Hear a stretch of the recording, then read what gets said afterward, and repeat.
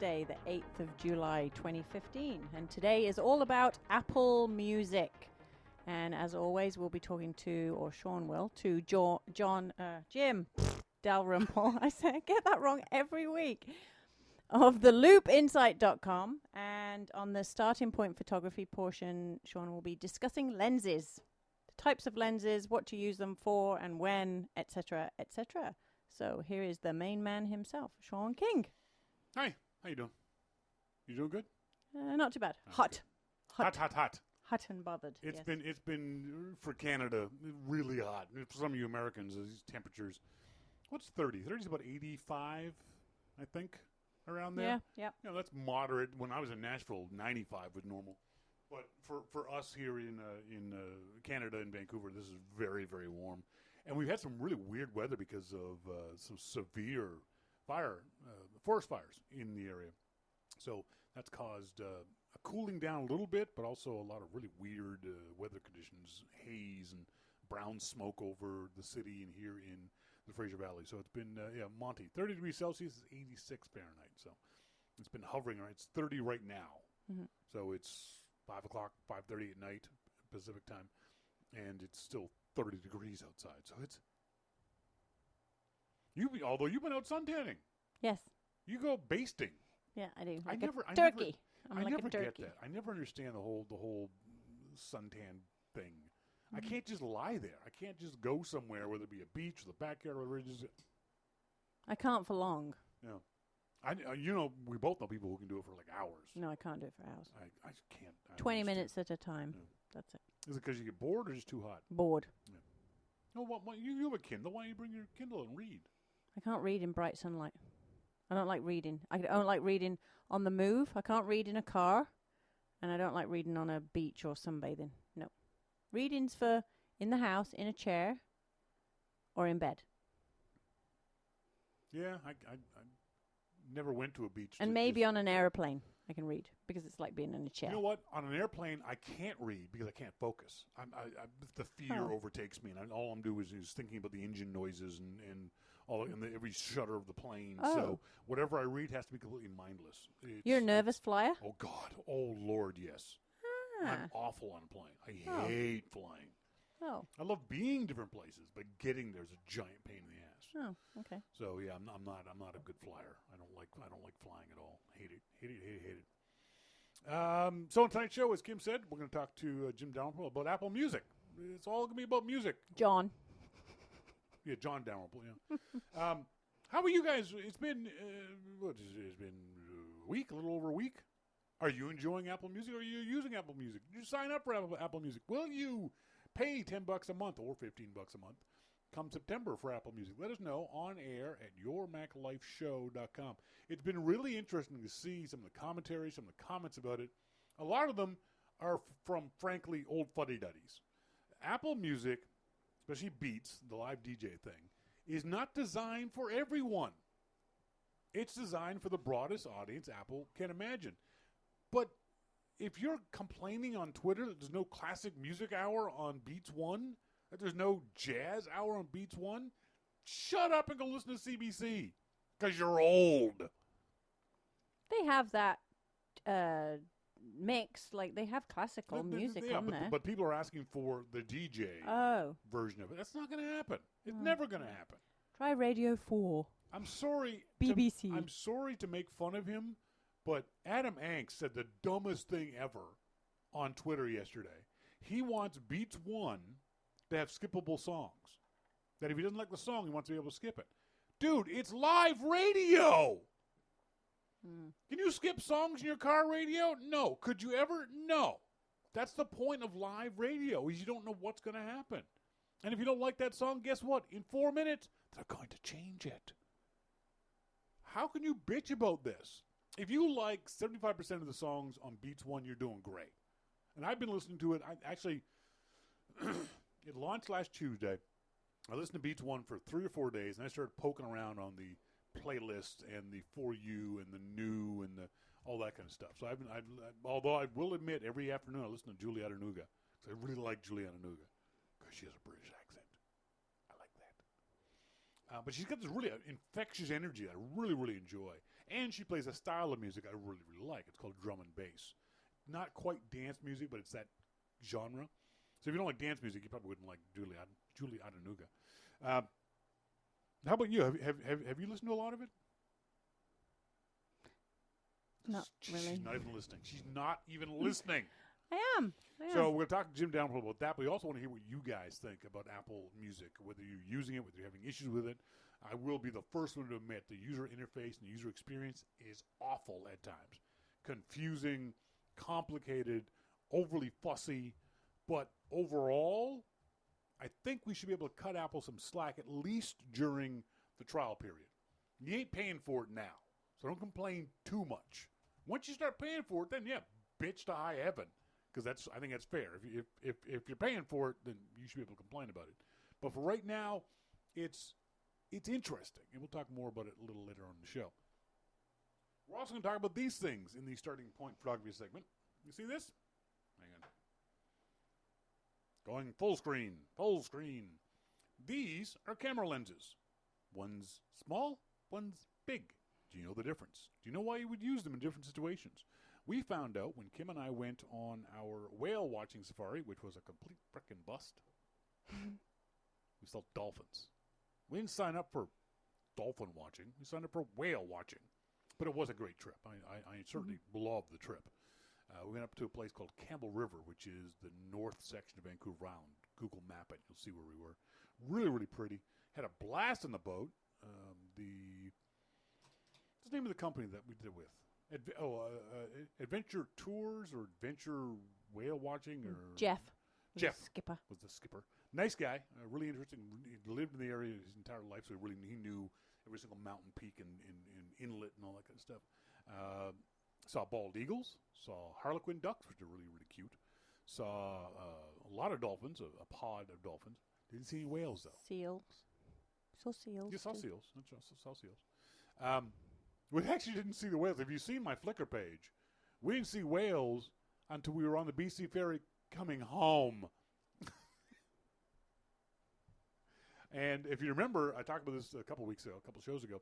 I had rented that great big, huge 400 millimeter equivalent lens. So it was a huge lens.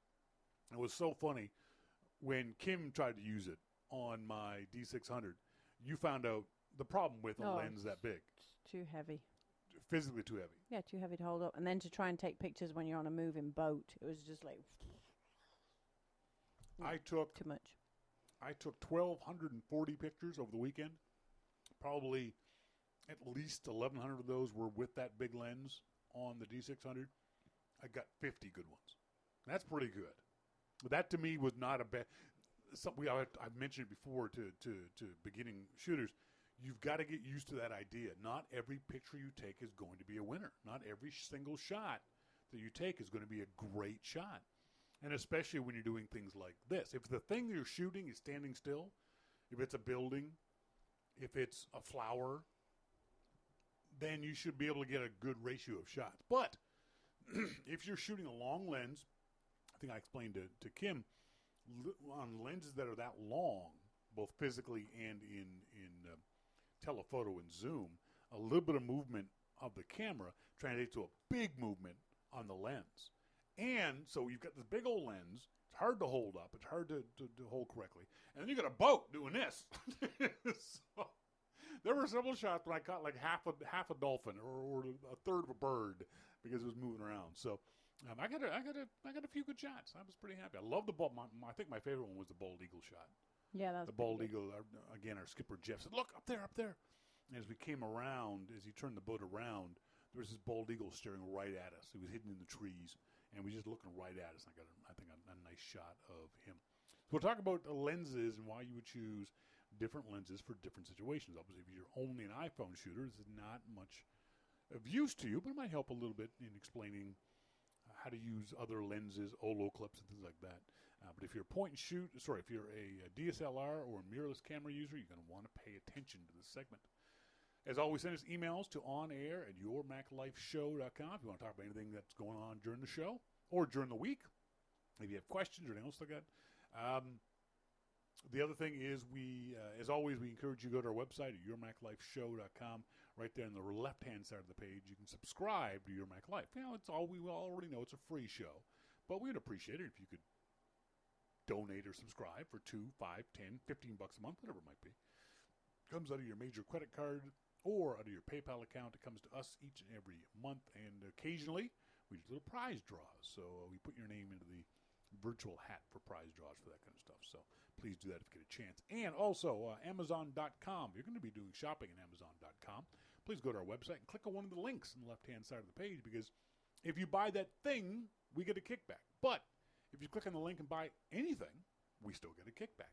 We get a bigger kickback if you buy that thing, but if you don't buy that thing and you buy something else, we get a smaller kickback. So it's always nice to get a Amazon bucks every now and then. About every quarter, Amazon sends me a Amazon bucks for $100, $200, and I buy stuff. Usually motorcycle or camera gear. That seems to be my addiction. There's something else too that was going on this past week, and I've forgotten what the hell it is, and I'll remember it probably too late, but we'll talk about that a little later on in the show. So don't forget, later on we'll be talking about camera lenses, but up next we're going to talk to our good friend Jim Dalrymple from The Loop at loopinsight.com about what his thoughts are with regards to Apple Music. This is Your Mac Life.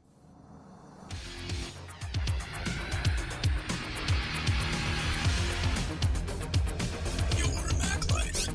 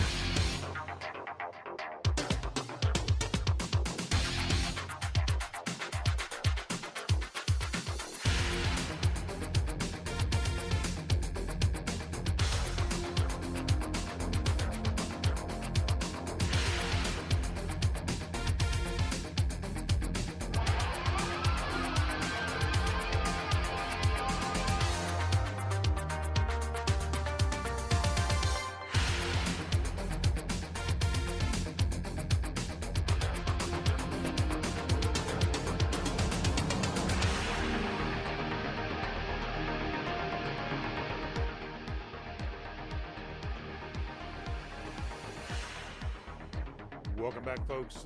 This is Shawn King. Thank you guys very much for joining me here this Wednesday evening. We have in our phone our good friend Jim Dalrymple from The Loop at loopinsight.com. Jim, how you doing? Music, audio is all messed up. There we go. Now we should be able to hear you. You still there? I am. There we go. I don't know why your audio seems so bad this week.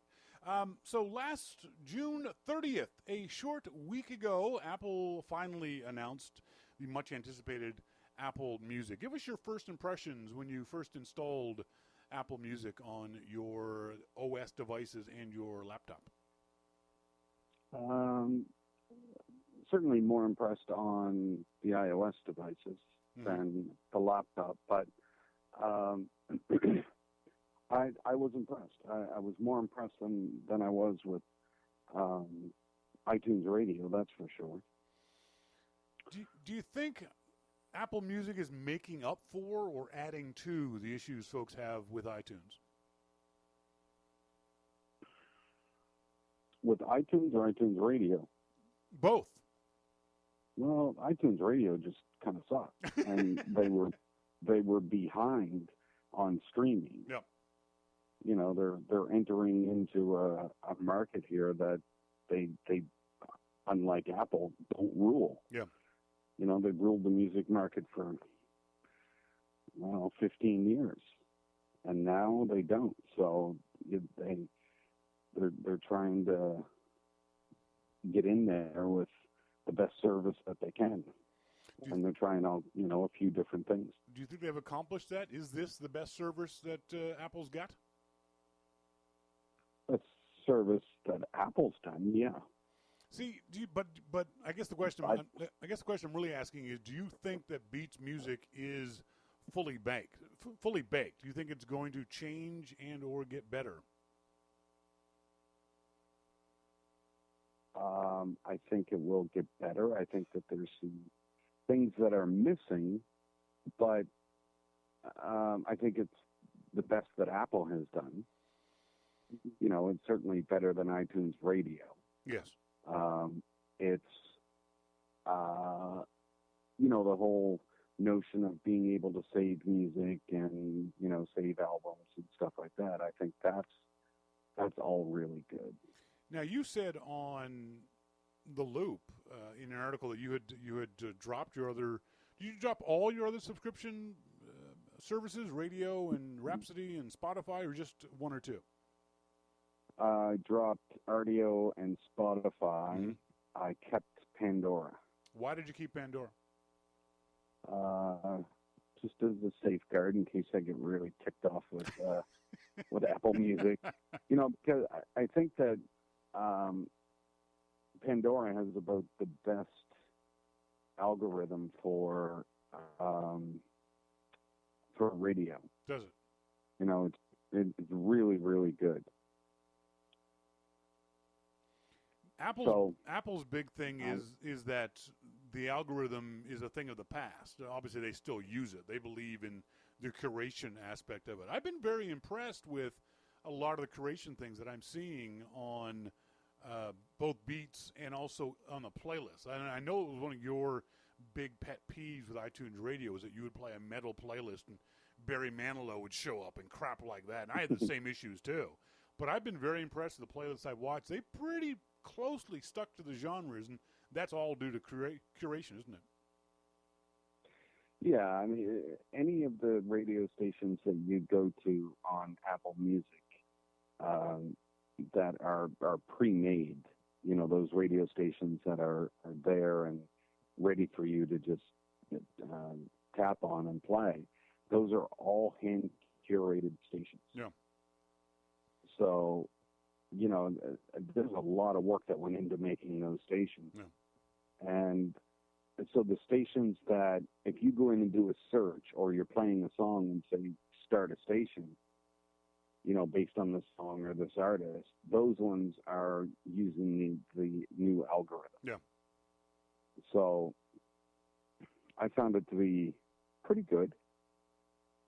Yeah, it's not as hit and miss as iTunes Radio. It's still they'll occasionally have some confusing songs where you're sitting there going, what the hell did that come up there for? But for the most part, it is much, much better than iTunes Radio.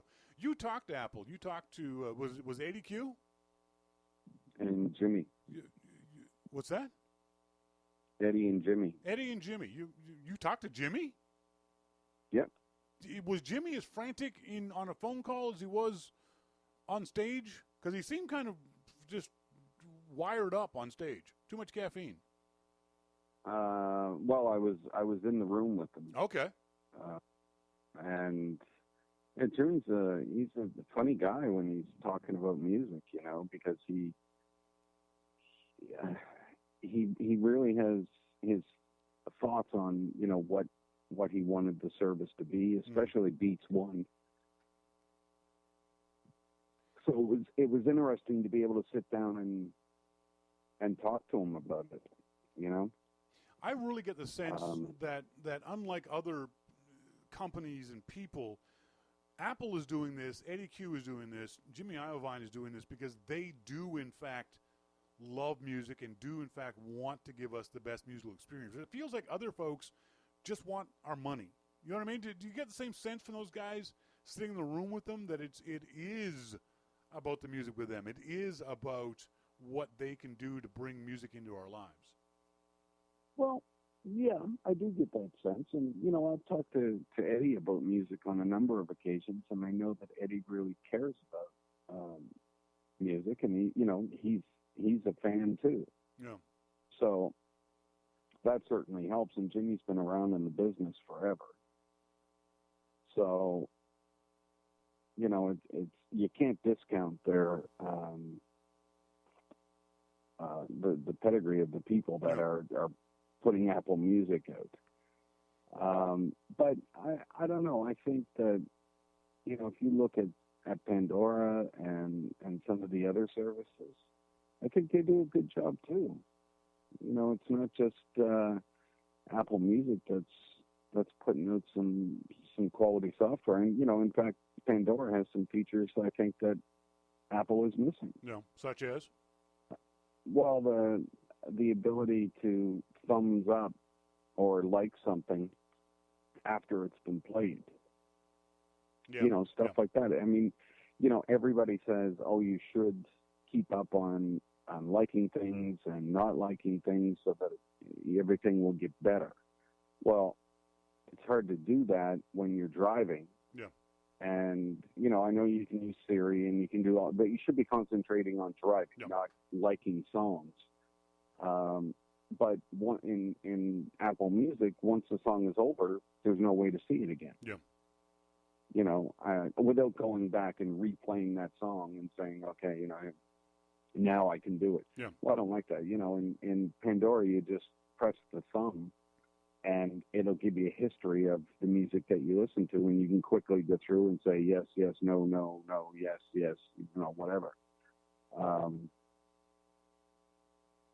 So I think that's a really good feature. Do you get the sense that some of the complaints about Apple Music in general are valid complaints? The issues of, although confusion, I think, is the biggest one. People are confused what a heart means versus what a star means versus what add to music means versus how to download stuff so you can stream offline. Do you think that Apple may not have done as good a job as they could have explaining that to us ahead of time? Well, the reason that I wrote the story that I did was because I was confused about it. Yeah. And I don't necessarily blame Apple for my confusion.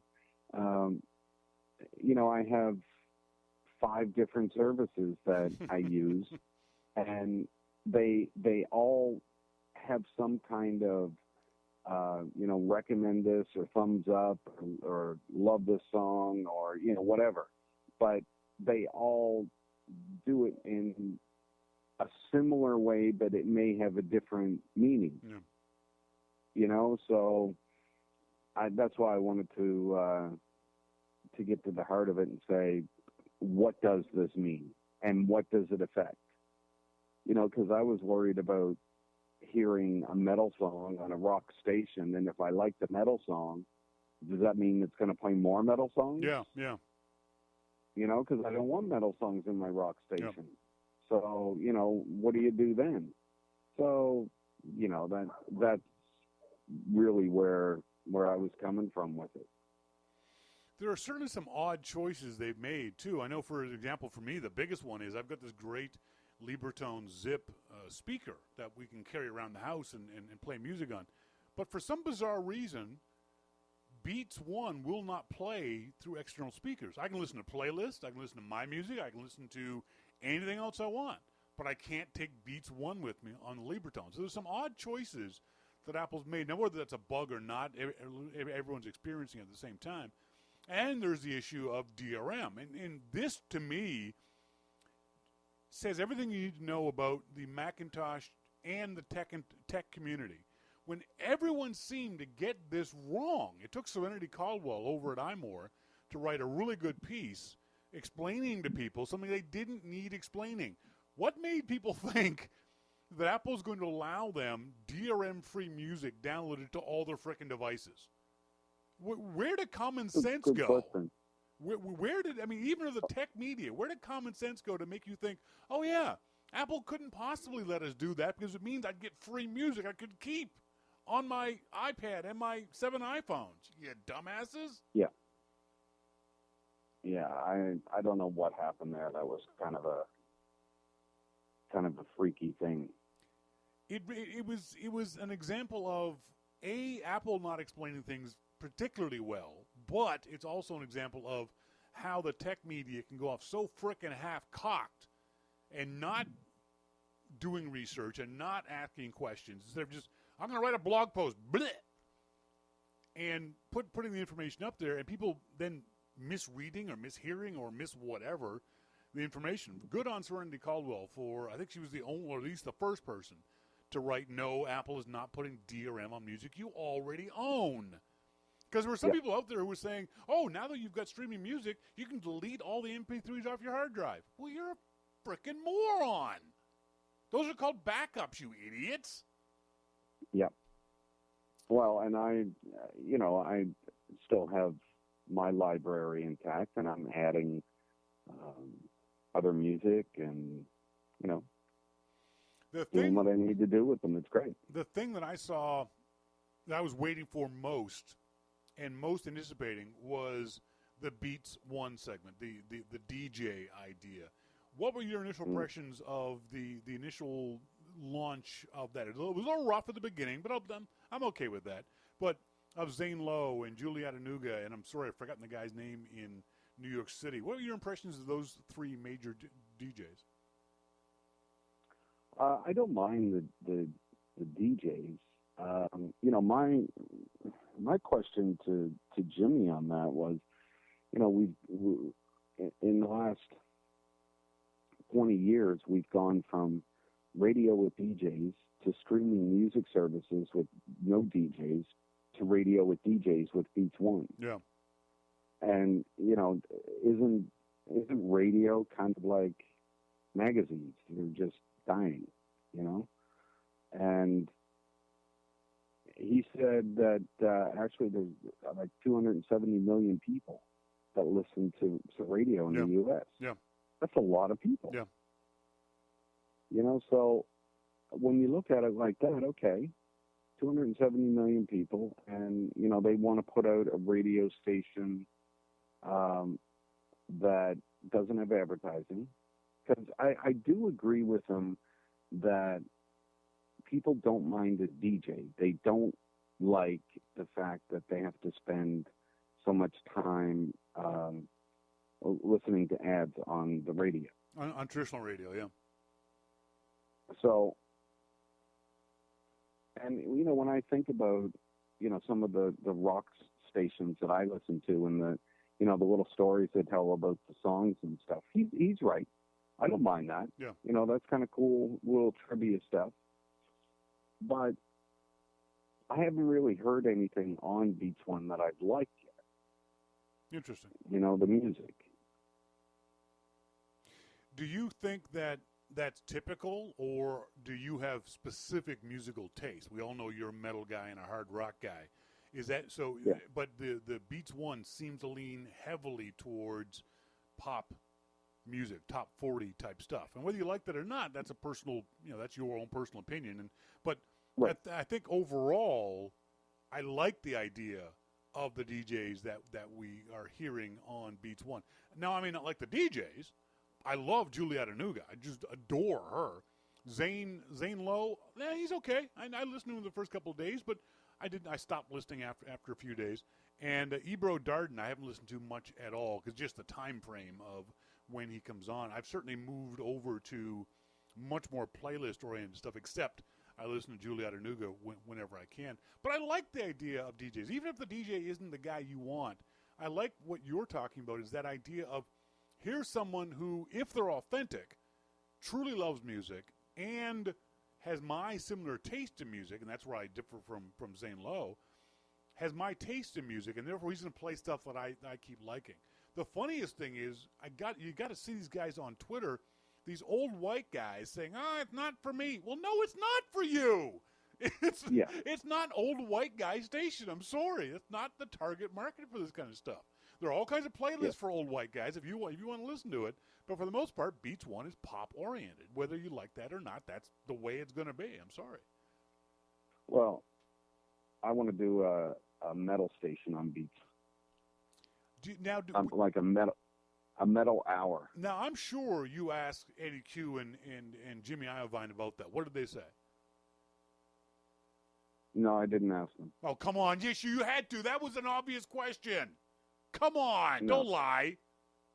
They say, oh, you mean about the music or about me doing it? No, not about you doing it. God damn it. No, we wouldn't want you because it'd be too much cursing. No, about those kind of more focused DJs. I'd love to hear a metal hour from some metal expert. That'd be great. Same with a lot of other kinds of music. I should do the metal hour. No, you couldn't do an hour without cursing. Well, I could try.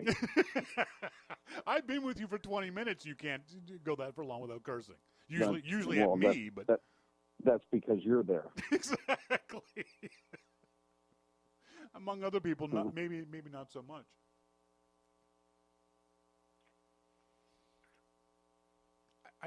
One of the things I really am enjoying is the playlist and the For You and the discovery aspect of this. Really, really liking that. I'll click on the For You and go, oh, I haven't heard of these guys before. I thought in my head that all the For You would be stuff I'd already liked, already bought, already downloaded, whatever it might be. But I click on the For You tab on in iTunes, and there's all kinds of stuff that I go, huh, I don't know who they are, or I really like those guys, you know. And they throw in things that are kind of odd, too. Like, I've never been a huge Moby fan, but he's listed in my For You stuff. So I'll listen to it. I'll give it a shot. Another one is inspired by Interpol. I have no clue who or what Interpol is, but I'll go ahead and I'll listen to that playlist because, hey, it might be interesting. It might be something that, because of the other kind of music I like, maybe Interpol is a band I've never heard of that might be a favorite of mine. Are you finding the same experience? The other day I went in and I stopped dead and looked at For You, and one of the albums it recommended was Katy Perry. And I thought, what is it about my music library of Slayer and Iron Maiden made Apple think that I wanted to listen to Katy Perry? No kidding. So, yeah, I quickly tapped on that and said, I do not like this suggestion. Ever. Ever. Don't do that again. It's really neat because some of the stuff, I know why they picked it. I've got Intro to Florence and the Machine. I love Florence and the Machine. So that was a playlist I really, really enjoyed. But I'm the same way as you. They've got deep cuts of Coldplay. No, piss off. I never want to listen to Coldplay ever again. I don't care about Coldplay. So it is hit and miss, but it is kind of cool. It is kind of a neat way to listen to music and bands that you may not have heard of, or go back and re-listen to bands that you really love. Maybe have forgotten about some of their music. The UI overall, the user interface, it can get awfully clumsy at times. You find the same thing? I like the iOS interface. You know, everything can always be cleaned up some. It can, you know, it can always have some more little shortcuts and things that you can do to get to a band page and things like that. You know, there are always those kind of things. I didn't find it I didn't find it as bad as what a lot of people are saying it is, but you know, maybe that's because I've used Spotify and I find the Spotify player very similar in some respects. Yeah. So, you know, I don't know. I think people were being a bit harsh with their criticism of the UI. But yeah, could it be better? Sure. And for me it's different because I don't use it because I'm sitting here in my office all day long. I don't use it on my iOS device. I use it on the Macintosh. I use it via iTunes. So for me, I'm getting a different experience than folks who are complaining about it and using it in iTunes. I think we're going to see an update to it before Apple starts charging us for it in September. I think we're going to see an update to this that will streamline or at least make less kludgy some of the interface issues that folks are having. But overall, as in the first week, I'm hugely impressed with Apple Music. I think while this will not kill Spotify, I've been saying it all along, and even more so now. Spotify brags that they've got 20 million paying subscribers. Apple's going to easily hit 50 million September 1st. Easily. Well, we'll see. Because it's so much easier for folks to use because it's built into the OS. And it looks better from a visual point of view than I feel Spotify does. And with an update, I think Apple will iron out some of the kinks that folks are having when it comes to either the iOS version or the Macintosh version. Overall, though, I'm very, very impressed by what Apple's been able to pull together for a company that's so far behind in this field. I don't know if Apple waited too long or got in just the right time or whatever the story might be. It doesn't really matter anymore. But do you think, Jim, that what we've heard from a lot of people, that streaming music will be the death of music? It will be the death of buying singles or the death of buying albums? I hope not. No. But it's possible it might?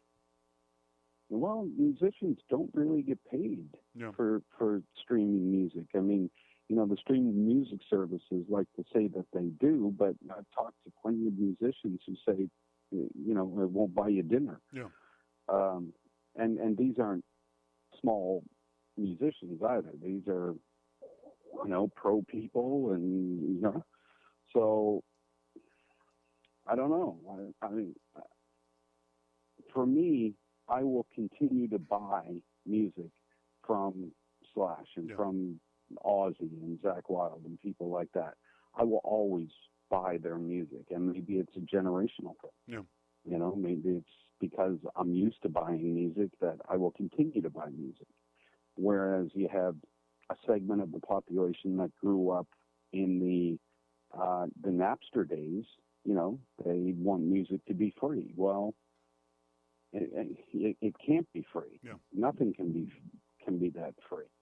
And then you have the younger generation who are more into streaming than buying. Mm-hmm. So I don't know where it's going to lead, but I hope it doesn't lead to musicians bailing. I think this is the new reality for the vast majority of certainly popular music.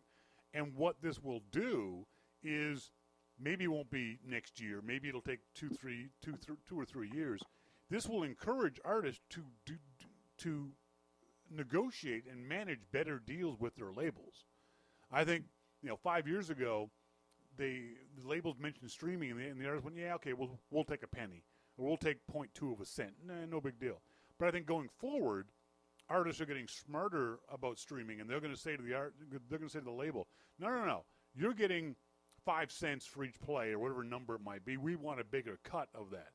Hopefully, that's what's going to happen, is that the artists will start to better manage or get more involved in that aspect of their finances and their career. And maybe it forces the Spotifys and the Apple Musics to pay out more money to the artists, too. We don't know, but I think it's up to the labels to negotiate better deals with Apple, and then the musicians to negotiate better deals with their labels. That may be a pipe dream, but... Well, we'll see. The only thing about Apple Music that I think is a complete dud so far, and from what I've read, it's because of the confusing aspect from the artist's point of view, is Connect. Connect is a wasteland. Yeah. Do you find now, I'm looking at my music, kind of stuff I like, does your kind of music, metal and hard rock, is that any better on Connect? Is it worth the bother for you? For you? No. I just don't get it. And I think it's because, from what we've read, the process from an artist's point of view is really convoluted. You have to use multiple devices, and you can't have songs in one place and upload them from another place. And so I think Apple's got to really work on the back end, because you want the Connect thing to be as simple and easy as possible for the artist to be able to add content to. You don't want the artists are not web developers. They're not coders. They're not Java experts. You can't make them jump through all those hoops, because they just can't be bothered. They've got other things, better things to do, like most of us, than code for a website. So I think Apple's made a little bit of a misstep there, and Connect is a bit of a wasteland right now. But hopefully that will get fixed in 6 months, and we'll look forward to that kind of artist-fan connection. I think that'd be kind of cool, some of it, to be able to connect more directly with the band or the artist that you like. Now, not for me personally, but for the younger kids out there. But for a lot of folks, they do want to have that connection with the artist. And right now, Connect is not the place to do that. No, that's true. I think it's like I hit it by mistake the other day, and I was shocked that there was stuff in there. Well, I'm certainly shocked there's so little stuff in there. Yeah. Really is a dead zone. The stuff that I saw wasn't from artists. It was from Apple. Yeah. You know, like this music channel or playlist has been updated or something. Yeah, there's not a lot there, that's for sure. So hopefully they'll get that fixed. But overall, do you agree with me that this is exciting to watch how this is going to move forward? Do you think that's a fair statement? Oh yeah, absolutely. And yeah, I think it's been great. So as I've seen other folks say the same thing on Twitter, I've listened to more music in the last week than I probably have in the past 5 years, because I'm listening to it constantly now. Like when the time I sit down in front of this computer till 8, 9, 10 hours later, that's all I've been doing for the past week is listening to music. So it's definitely, if for no other reason, then that's a good thing. So it's going to be interesting to see how Apple pulls this all together. Folks, he is Jim Dalrymple. He is from The Loop, loopinsight.com. He's got Amplified and posted up on The Loop today. You can also check out the Dalrymple Report podcast. Both are available on the iTunes Music Store. Jim, thanks very much, buddy. Appreciate it. Thanks, Shawn. Have a good night. See ya. Bye. All right, lady, you can now turn up your microphone. Let me just unhook Jim. Is your microphone on? Yes, sir. Yes, it is. There she is. There's a cute one.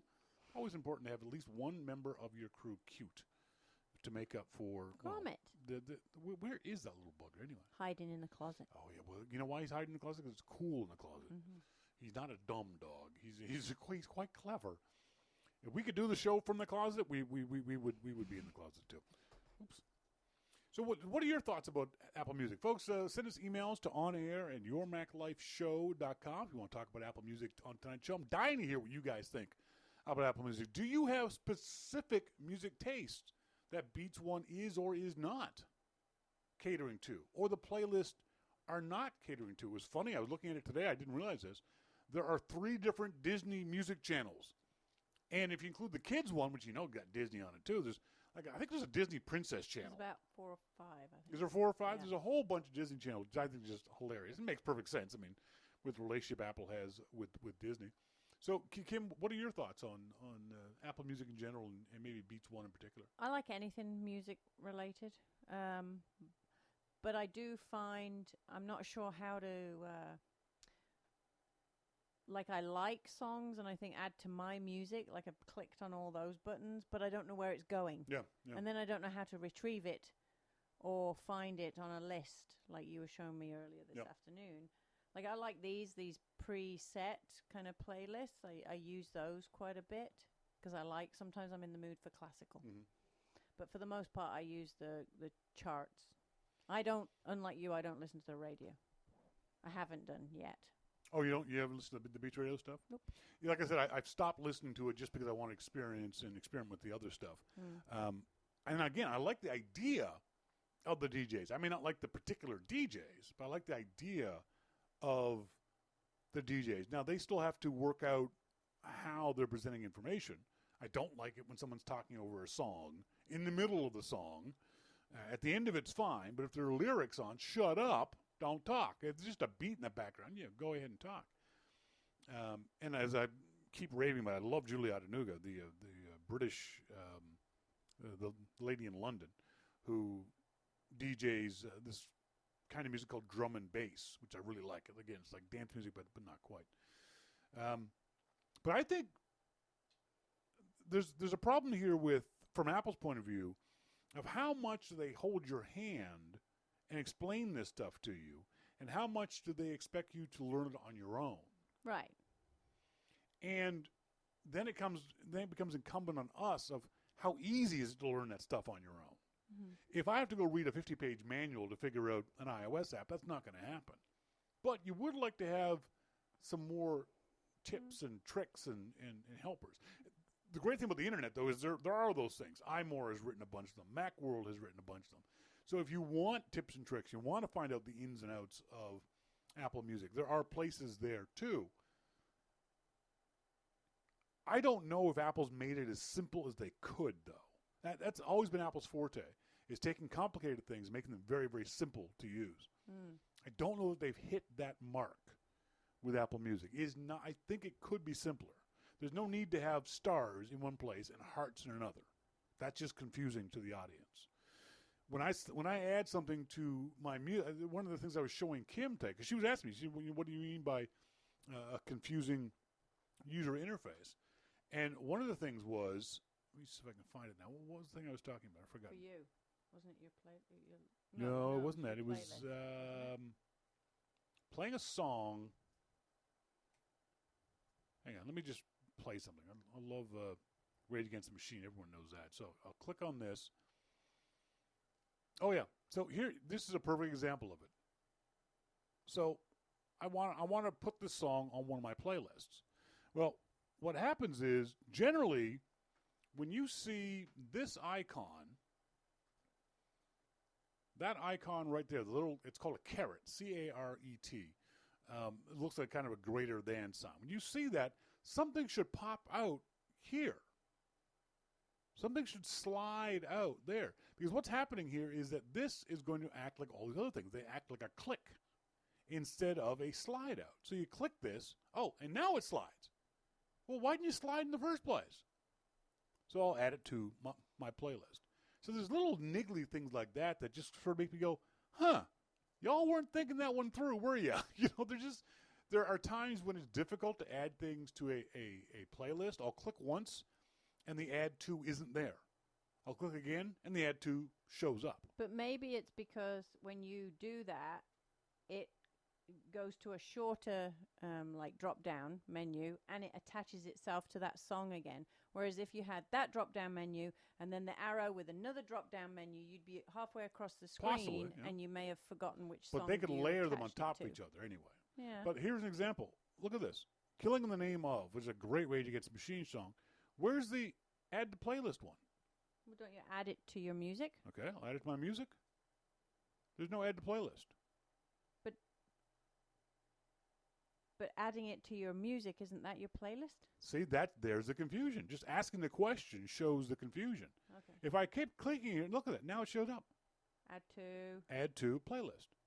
But it wasn't there the first two times I clicked. Add to a new playlist. Oh, I see. You see what I'm saying? It was Yeah. there. It wasn't there the first two times I clicked. Third time it was there. Now, it may just be a glitch. It just may be a bug. But it's still annoying. It's still annoying to have to follow, to go through all this stuff to get these things done. There should be one button. For me, I want, if I click on, and there's no heart buttons here either. Haven't you already hearted them? These ones? No. Oh. Okay. So again, it's because, for example, Bomb Track, the clean version, I would never, ever click on the clean version of Bomb Track. It's too rough a song. This stands for explicit. Oh, okay. But I can't heart these ones. I can't star them. Well, why not? Now, when I click it. Then you can. But in some places I can, some places I can't. Because wouldn't you want to hear it first? I think not that's at all. a fair comment. Not at all. I already know I like the song. I already know Take the Power Back's a great song. So now I can't. Oh. You see what I'm saying? Yeah. That's where the confusion comes in. Sometimes there are user interface elements that are there, and sometimes they're not. And it doesn't seem to make a lot of sense why they're there and why they're not. And for the geeks and the nerds in our audience, we're all like, okay, we can poke around and control alt and that's great for us. But for average people, the average everyday users who aren't techies, who aren't nerds, who aren't geeks, this stuff gets really confusing. And confusion breeds frustration. Frustration means I'm not using your service. Yeah. If I'm not using your service, you ain't getting $10 a month out of me. And there are certainly not enough nerds and geeks out there to make Apple Music profitable for Apple. You've got to get the average people. And you've got to make your interface as simple as possible for those average people. And Apple just isn't doing that, in my opinion, correctly all the time right now. Email to onair@yourmaclifeshow.com. We'd love to get your thoughts on that. Monty says, I can't remember when I last bought a CD or a full album from iTunes. Well, you remember? I've never bought an album from iTunes. Well, you don't buy anything online. No. I bought a CD. Yeah, only a few you weeks still ago. buy physical I still CDs. buy CDs. Yep. You still buy actual live, real physical CDs. But you were so non-techy, you didn't know you could turn those CDs into MP3s and put them on your phone. No, I didn't. We can still do that for you. So you're so behind the curve. Because my work truck is behind the curve. Yeah, I no have kidding. to play Yeah, CDs. that's right. I'm trying to remember the last time I bought a CD off of iTunes. You know what? I believe it was probably 5 years ago, and it was the Tragically Hip Greatest Hits albums. I think it was a double album of Tragically Hip songs.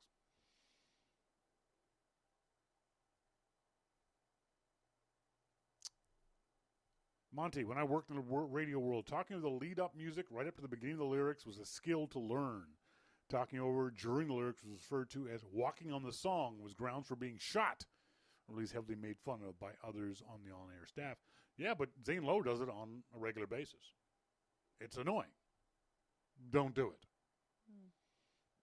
I don't think you should walk on any part of the song. You said something about not the lyrics, but some of the musical intros and little in the middle is part of the It's song. very common in songs, especially pop songs, that on the radio that lead up to the first lyric. Mm-hmm. And as Monty says, it was a skill you learned.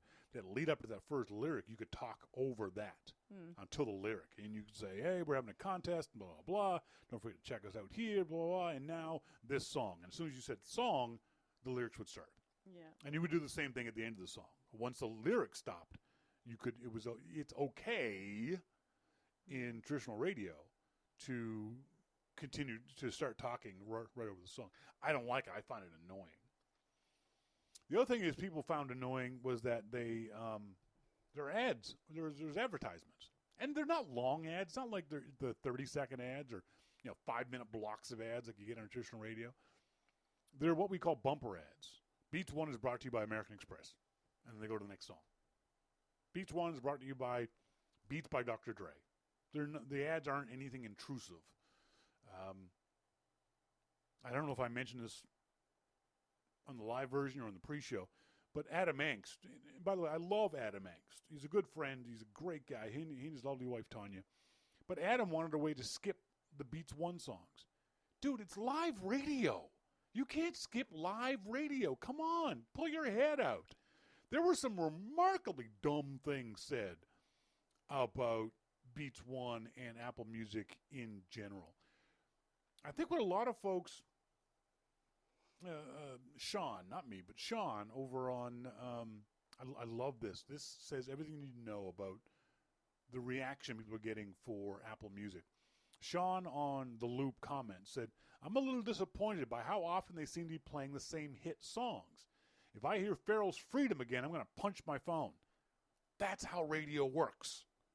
It works by repetition. That's the way radio has always worked. But the very next comment on loopinsight.com was City Snaps, freshest radio I've heard in a long time. Brilliant move by Apple. You're getting completely different responses to this from people. Another commenter on the Loop said, it's not even that great of a song. We're talking about Pharrell's Freedom. I don't get the big deal of Beats 1. It's just BBC Radio 1 ripoff. Well, that's where Zane Lowe is from.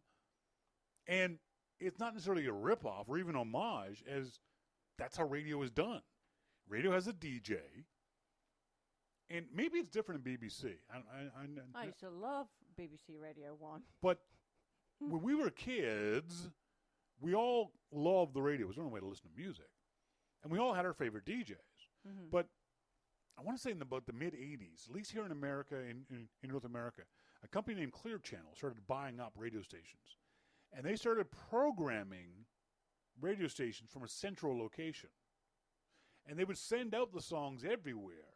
The DJ might not. I mean, Jack FM is a perfect example of non-DJ radio. Yeah, there are voices, but there's no local DJ. There's no guy you would go to the local mall and meet. I like the local stuff. So Clear Channel sort of homogenized music and homogenized DJs, took DJs out of the loop because Clear Channel was programming stuff, whereas a DJ, in theory, a DJ's job is to find out what the audience likes and or introduce the audience to new stuff that they might not have heard before. They might not even like. But the DJ, when we were kids, helped us explore and find and listen to and enjoy music we normally might not have heard. And that's, I think, what Apple is trying to do with this one. Like I said, I don't think they're always successful at it.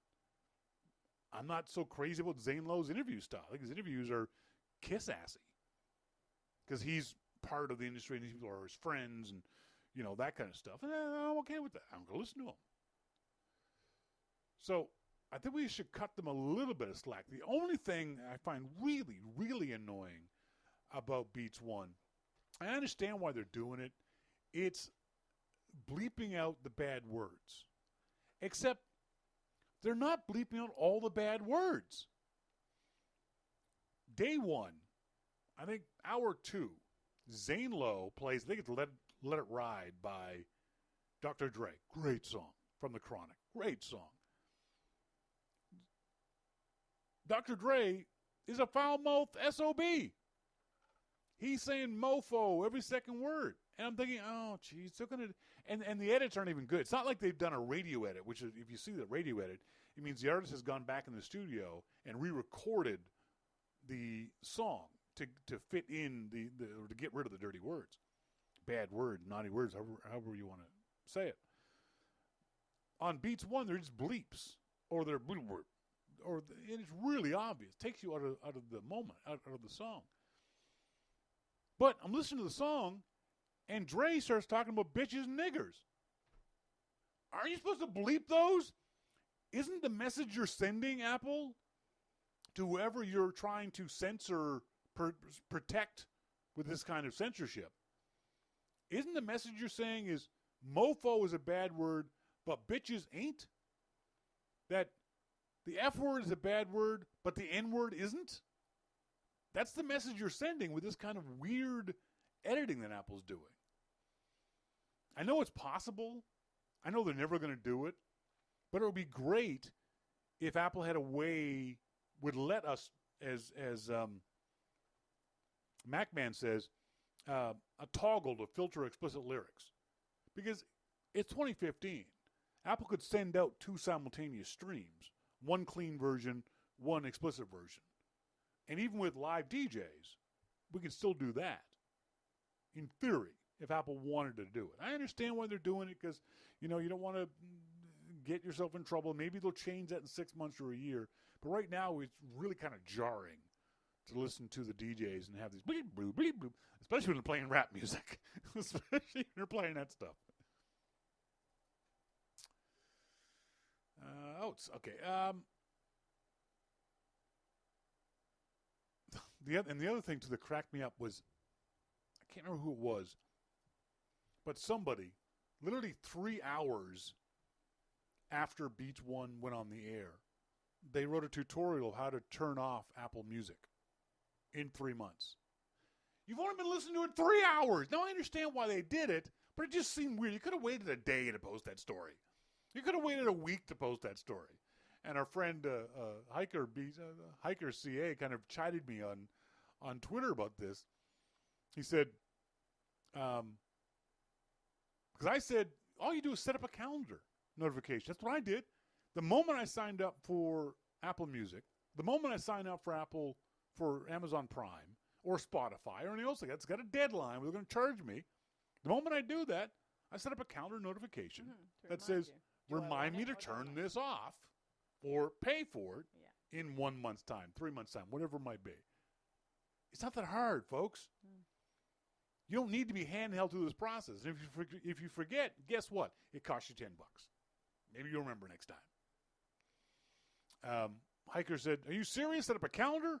Apple prides itself on ease of use. Bearing the deselect button goes against that. He said, in 3 months, there'll be a shitstorm for people getting charges because they don't use or forget the deadline. That's not Apple's fault. You can't blame Apple for this for your shitstorm that you caused because you couldn't take responsibility for your own actions and remember to turn stuff off that you turned on. I mean, if I leave the house and leave the stove on, it burns the house down, I'm not suing Westinghouse. That's not Westinghouse's fault. I was a dumbass and left the stove on. So, anyway, there was that. Sorry, I'm just picking on Greg on that one.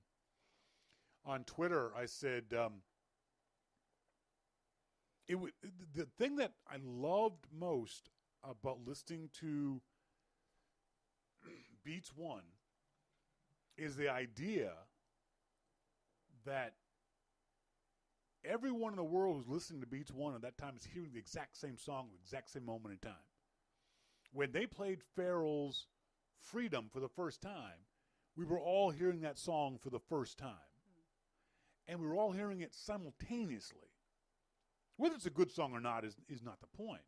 The fact that we were all enjoying the same music at the same time, or listening to the same music, enjoying may be the wrong word, but listening to that same music at that same time was a really cool communal feeling. I saw people on Twitter talking about, oh, we listened to a new Pharrell song, blah, kind of thing. I joked on Twitter that my most common iMessage in the last week has been, are you on Beats One right now? Because a friend's listening to a song or a great tune comes on, and they all click over to Beats One and listen to the song with them. And that friend is in Germany or California or Nova Scotia or literally anywhere around the world. We can all listen to the same song and the same DJ at the same time. To me, that's really kind of cool. That is really a fun aspect of Beats One. One of the reasons why I listen to it, even if I'm not a giant fan of the music, I can still feel the communal vibe. I can see it on Twitter. I can see it, the place where people are listening to the same song at the same time. And I really, really like that. I really enjoyed that a lot. In our starting point photography segment, we're talking about lenses today. Now, if you have an iPhone, the only machine you have, the only camera you have is an iPhone. This may not be of much interest to you. You can go to the bathroom. You can go enjoy yourself. You can go get another adult beverage. I'm on my second. Thanks to lovely Kim. Thank you. Oh, jeez. That's nice. Ow, that hurts. Ow! That'll teach you. It's one of those burps and hiccups at the same time. Just like a knife in the thorax. Jesus, that hurts. So, if you are the kind of person who uses a interchangeable lens camera, that can be a mirrorless camera like this one, the great M1 from Olympus, or DSLR. One of the advantages you have, and the disadvantages, is the lens comes off the body of the camera. It allows you to put new lenses on. One of the advantages is if something happens to this lens, you can buy another one. If you scratch the crap out of your iPhone lens, guess what? You're hooped. You can't change that. If you scratch the crap out of your point and shoot lens, you're hooped. You can't change that. But these ones, if you scratch that, you can change it. But that's a minor issue. The biggest advantage of interchangeable lenses is, for example, the iPhone is what's called a fixed aperture. It's got an aperture of f2.2. You can't change that. Nothing you can do about that. Lenses will have different apertures for different reasons and different shooting conditions and different subject matter and different. So you have more creative control with a interchangeable lens camera than you would with an iPhone or a point and shoot.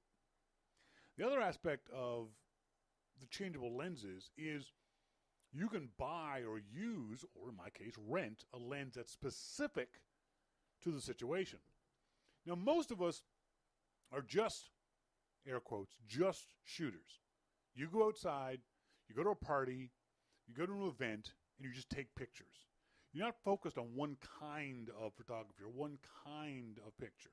You're taking whatever captures your eye. But we've all had that situation where you wish you had a zoom lens. You wish you had a small lens. Oh man, that's so far away, but it's so pretty. I wish I could zoom in on it.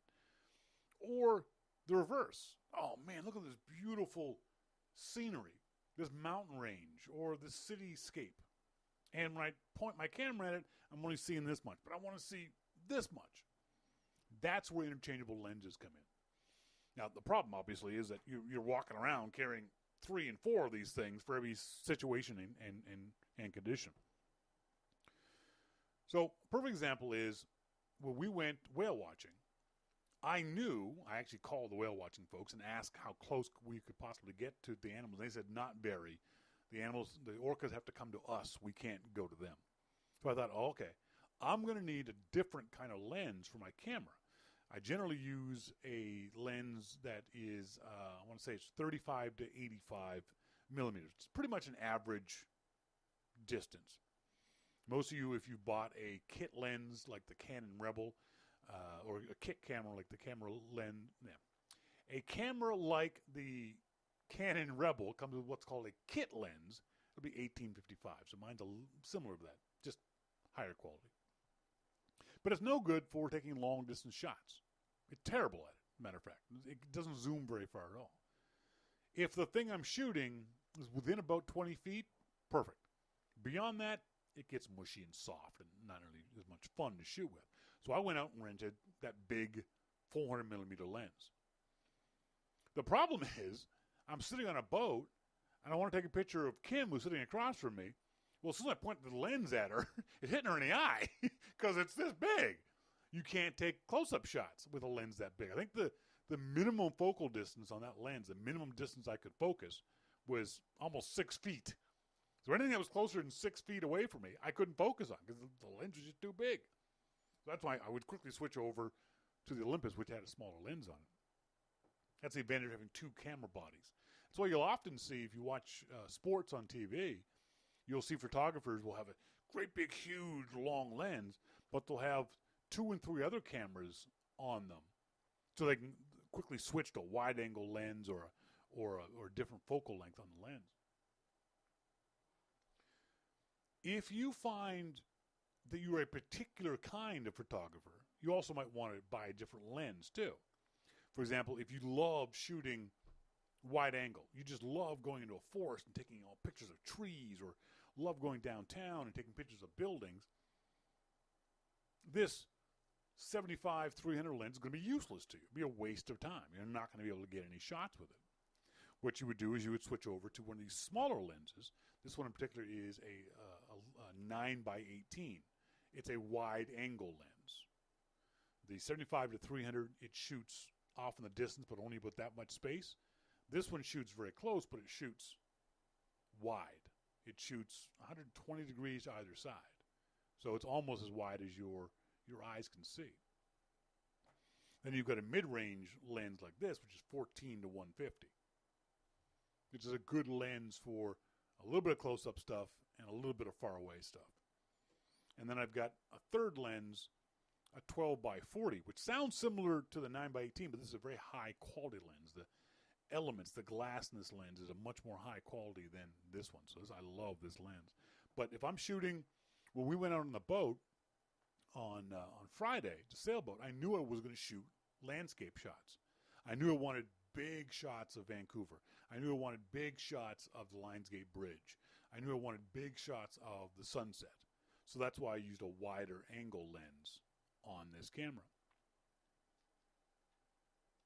Additional lenses are of no use to you if you don't go into situations that lens specializes in. If you are never going to be shooting wildlife, if you are never going to be shooting sporting events where you're a long way away from the scene, a 75 to 300 millimeter lens, no matter what price it is, and this is a $1,000 lens, is going to be a waste of time for you.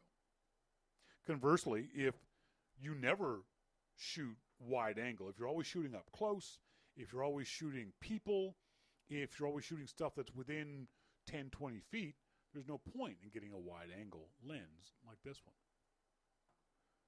But when you first buy your camera, just use the kit lens, the 1855 millimeter lens. It's going to be fine until you learn about the camera, until you learn how to use the camera, until you learn the ins and outs of the buttons on the camera and who you are as a photographer. Do not let the sales guy tell you, oh, you got to buy this lens too, and you got to buy this lens too. And I've seen people walk out of camera stores with 4 different lenses on them because the camera guy gave them a deal. That's not a deal if you're never going to use that lens. Learn what kind of photographer you are first. Think about the kind of situations that you're likely to be shooting in and buy the lens that suits that. And then, if you go into a completely foreign situation, you're going to go on African safari. Oh my God, you're so lucky. You're going to go to Africa and shoot lions. Rent a lens. LensPortugal.com in the U.S. Up here in Canada, Henrys.com and Lens Rentals, plural, LensRentalsCanada.com are great places to rent lenses from for those special occasions. That lens I rented last weekend was a $4,000 lens. I rented it for, I think, $110, $120 for 4 days. That's not bad. For $110, $120, I got 50 good shots out of that lens. The other hint is when you rent a lens, rent it for 1 day longer than you expect. Rent it for the day before your trip, and then go out and practice with that lens. That's what I did with the 400 millimeter lens. I'd never shot a lens that was that big before. So when they shipped it to me, rather than shipping it the day before we were going away, I had them ship it an extra day. So I got it on Wednesday. Thursday I went out shooting. Friday we went to the island. So I had a full day of playing around with the lens and learning about it.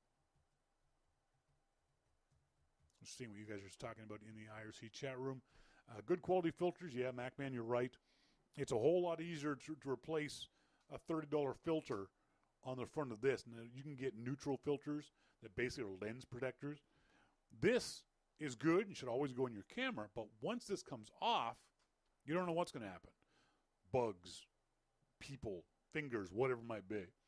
So what you do is you buy an inexpensive cover for this that lets light go through.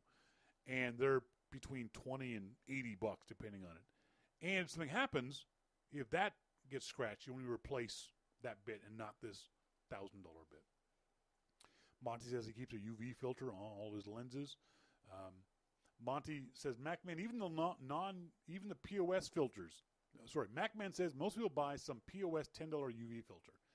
Don't buy the cheapest filter you can find because it will block light, it will block color, it will block clarity, it will block contrast. Spend a little bit of money, $20 on a small one like this. I spent $60 on my 2 that I've got on my Nikon D600 lenses. That's about right. $60 should be fine. You still have to be careful. You still can't bash your lenses around, but they're there for just in case. Just in case. Yeah, you dropped one. I dropped my D600.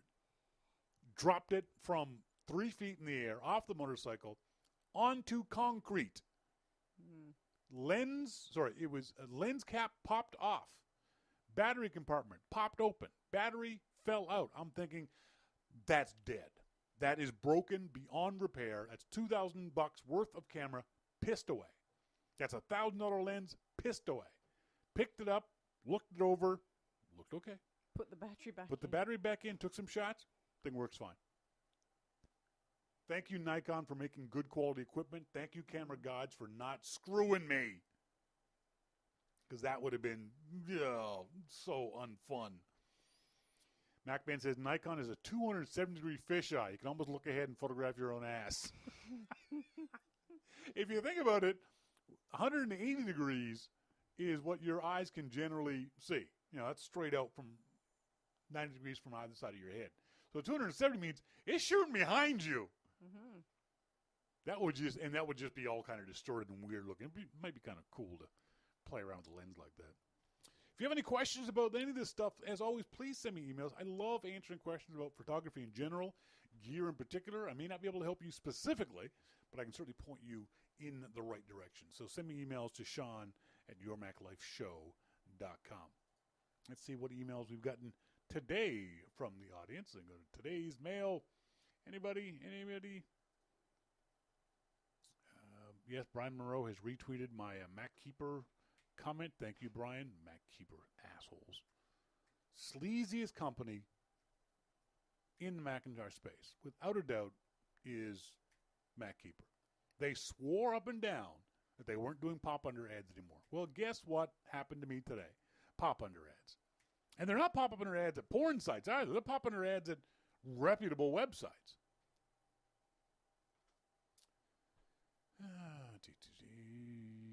Trying to see if there's any emails specifically from you guys. Not yet. Go to my email folder.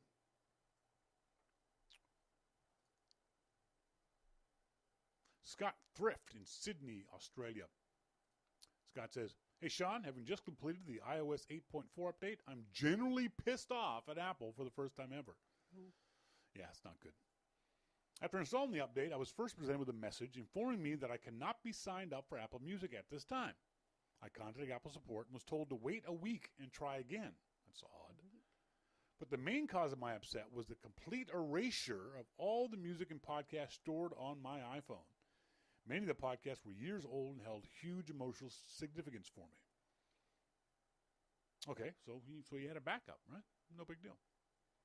Normally, this would not be a problem. I could reload from iTunes. But, as I currently don't use a desktop, I have no backups.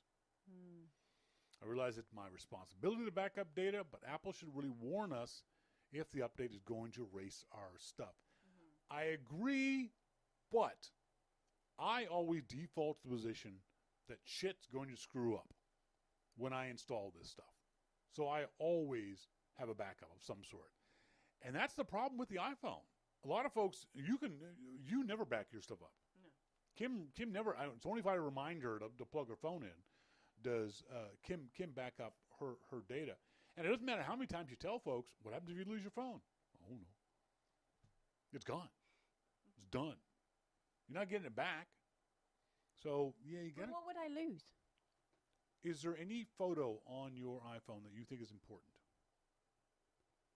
Any email on your phone that you think is important? Okay, so that makes you an outlier. Most people do have personal photos on their phone. They might have personal emails on their phone, that kind of stuff. So in your case, it'd be okay. But for a lot of people, how many photos do you have on your iPhone? I delete a lot, so probably only, 100. Take a look. Where does it tell me? Open your iPhone, go to your Photos app. Photos. Oh, Photos. I have 432. That's not bad. How many do I get? And periodically I do go through them and go, I'm sick of looking at that one. Delete. I'm not very sentimental these days. 631. But a lot of those are unsentimental ones. But I back up every day. No.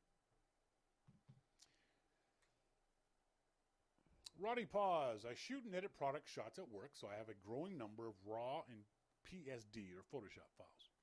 Is there a free cloud storage option for storing these files? I know Flickr gives 1 terabyte of storage, but not for RAW or PSDs. Converting them to JPEGs would defeat the purpose as it loses all the advantages. I'm working on backing the images up locally, but I wanted to have an off-site solution too. Here's one of the product shots I created. If you have any tips or tricks for shooting better product shots, mention them on the show. Actually, I don't, Roddy Poss. I don't shoot those kind of things. Yours are very good. But the key thing there, Roddy, I shoot and edit product shots at work.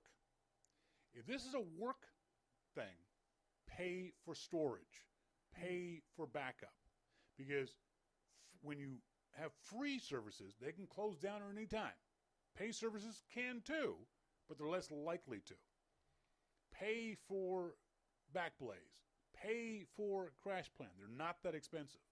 If this is your work, if you're making money off of this, spend some money. Now, if you want to store those files, say, on Dropbox, I assume you could. You could store them off-site on DreamHost or any number of other places.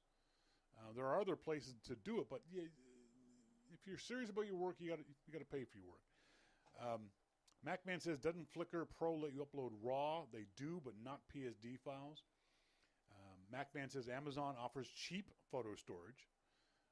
And DH says his iPad has 12,000 photos on it. That's a lot. Backed up to iPhoto and an HD. Okay, as long as you got them backed up, but still. You don't need 12,000 photos on your iPad. Maybe he does. No, How do you know? No, you do, because the point of having photos on the iPad is to show them. At what point are you going to show 12,000 photos? That's going to be the worst date ever. When he sits down with somebody and just he goes through. 12,000 photos. No. Maybe. No.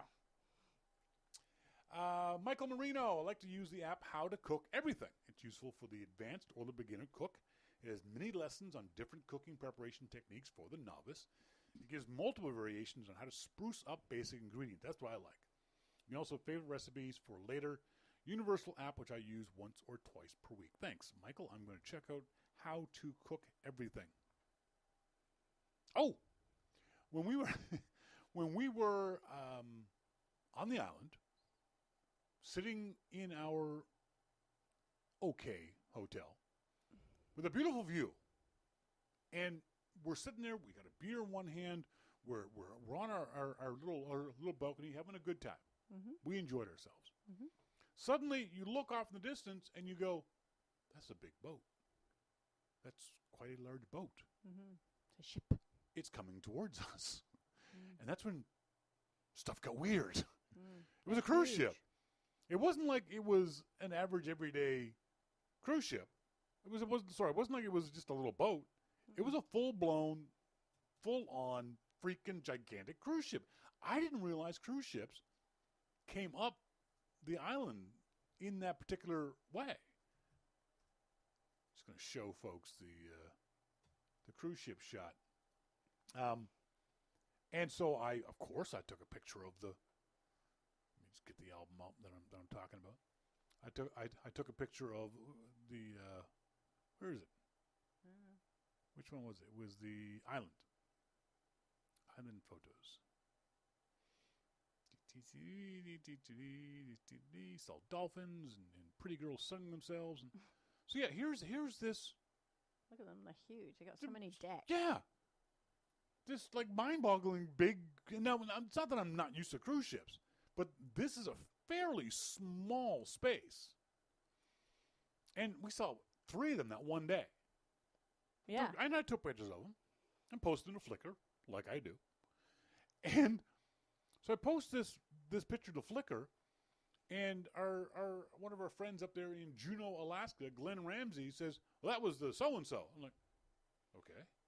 I post another one. Oh, that one was the so-and-so. I'm like, how the hell do you know that? Yeah, how do you know the name? How do you know that? Because you couldn't see it on the Flickr photos. It wasn't enough detail.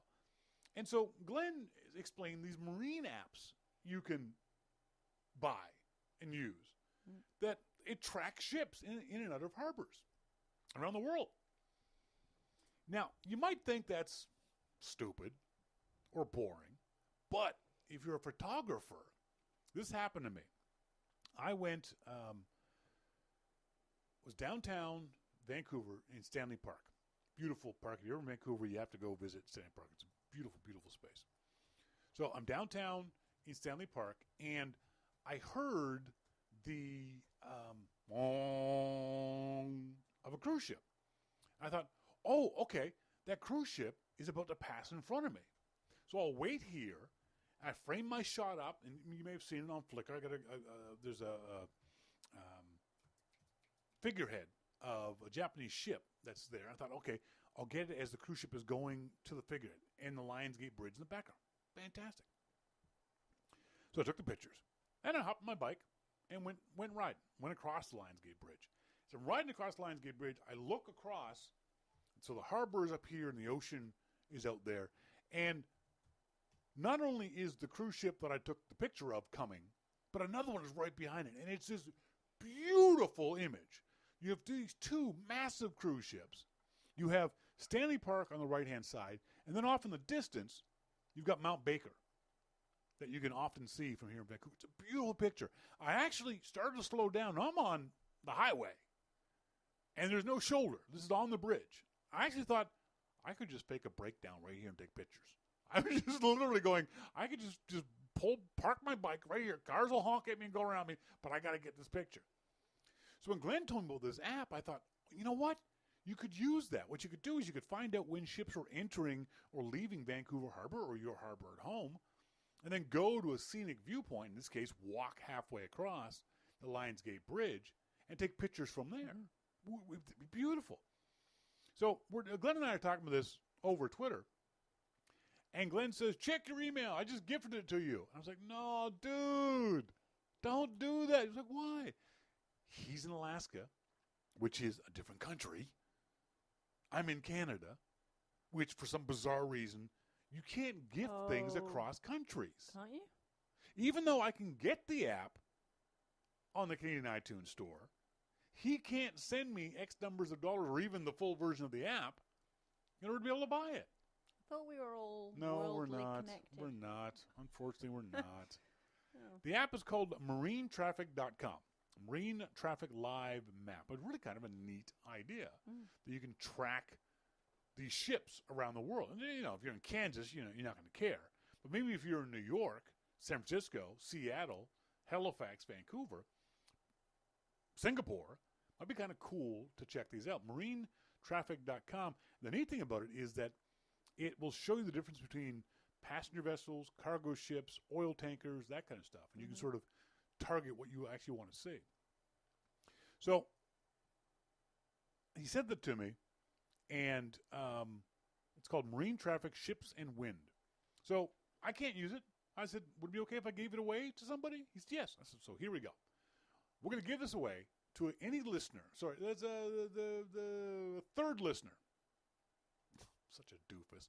The third listener who sends me a picture of a boat. Anything floating, a boat. It can be a canoe. It can be a cargo ship. It can be a naval warship, a ferry. Anything that's floating.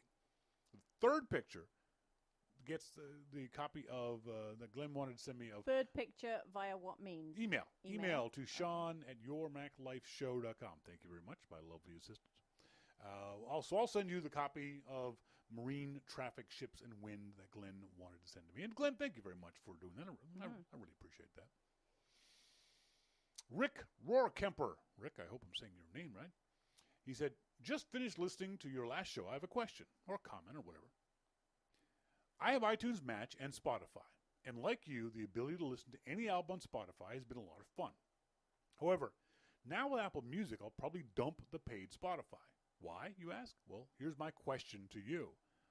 I'm using my iPhone 5 with Shure earbuds, and if I play the same song with no equalizer settings on same iPhone, same earbuds with Spotify and extreme playback settings, iTunes sounds better.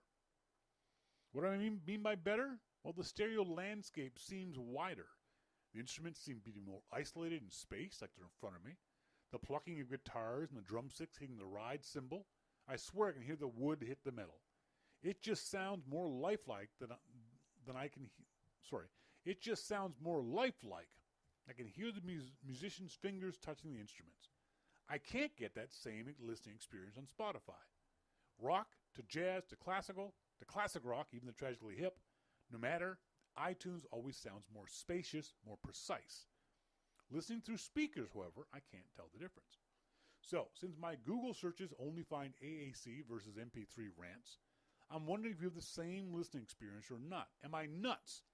Have you heard anyone say the same thing? Thanks. I keep going and keep going. I look forward to each and every podcast. By the way, miss you on Amplified.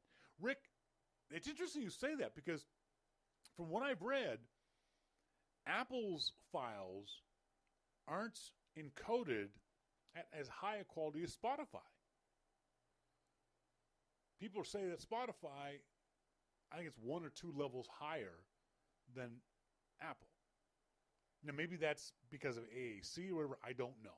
But I haven't heard anyone having the same kind of experience that you have had. So if you find out, let me know. I'd love to hear about that. And no, I haven't, because I don't listen to music that way. I listen to it through my Libertone Zip speaker, or I listen to it through headphones while I'm doing the show. I don't listen to music while I'm on the motorcycle. That's the only time I'm away from this desk. So unfortunately, no, I can't confirm or deny what you've written. But I'm interested to hear if you find out more about it. It could be really, really interesting. Folks, that's it for tonight's show. I want to say thanks very much to our good friend Jim Dalrymple of The Loop at loopinsight.com for joining us here on the show. And to you guys for coming back each and every week with listening to the archive, or whether you're listening to the live show, joining us in the IRC chat room. We finally got our situation straightened out. So thanks very much to Monty. He's got Sly and I opt, and we got Evan back. Hi, Evan. Evan's a bot. You can ignore him. Don't worry about it. Want to send a shout out to Tim Sambura. Tim's a regular listener, but he's not always able to make it in the IRC chat room. So, Tim, thanks very much for that. A big shout out to you for joining us here on tonight's show. As always, she's been Kim Guy. And I've been Shawn King, and you've been listening to Your Mac Life. Thanks for joining us. See ya.